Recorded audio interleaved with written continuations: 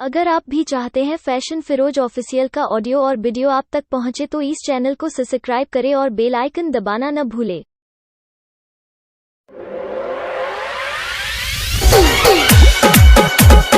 Music by Kumar Anil.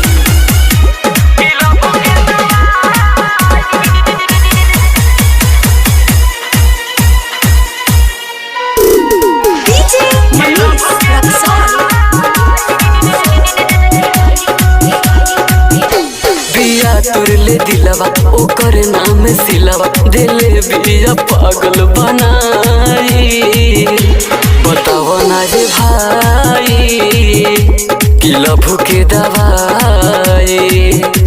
बताओ ना रे भाई कि लभ के दवाई।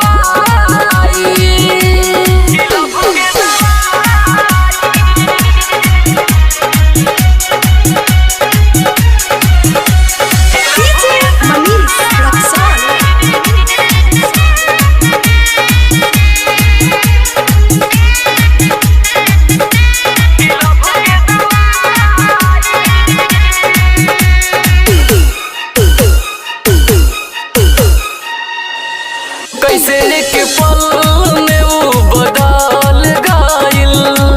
छोड़ी हमारा के कहाँ चल गइल। दूसरा के आँखी में हाल गइल। आधी आधी रतिया में याद आवे बतिया उ कहियाल सपना में आई। बताओ ना रे भाई कि लभ के दवाई।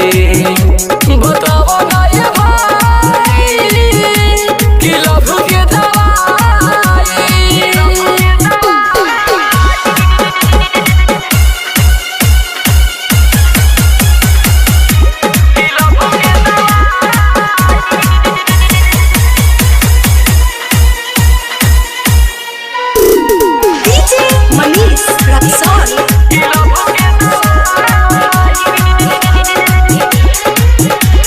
हाथ में हदी बिया रचावले हो। मांगे से नूरा बिया भरावले हो। खाइल क्रिया बिया भुलावले हो। प्रदीप सेंसर के दिलस नरेंसर मन रामनिब के सताई। बताओ ना रे भाई कि लभ के दवाई। बताओ ना ये भाई कि लभ के दवाई। बिया तुरले दिलवा ओकर नाम सिलवा दिले बिया पागल बनाई।